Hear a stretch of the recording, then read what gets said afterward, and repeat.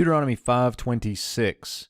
Ki mi chol basar asher shama kol Elohim chayim medaber mitoch ha'esh kamonu vayechi. So back at the beginning we get for, so this is now the ground clause that's related to the previous videos. If you want to go back and look at that one, you can see it. For, and this is their question.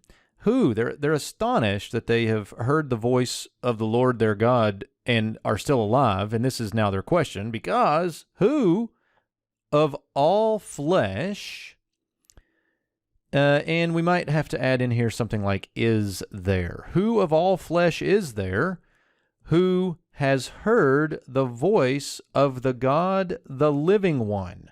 And so keep in mind we have here the living God. Notice they're both plural. They're both masculine plural, absolute there. The voice of the living God. The verb we have here is a call perfect 3ms of the root shama, and the who referred to in this relative clause is just any person of all flesh. Who of all flesh is there who has heard the voice of the living God?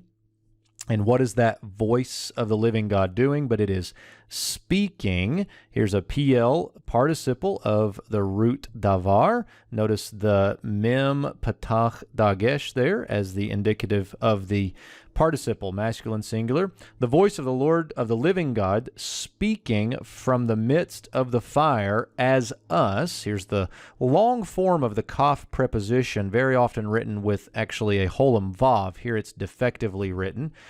As us, you've got the 1 CP there on the end. So who has heard the voice of the living God like us, and he has lived? This is the call imperfect. It's the 3ms of the root chaya plus the vav consecutive. And so they're just asking this question of, no, seriously, who hears the voice of the Lord their God speaking out of a fire, for crying out loud, and actually lived?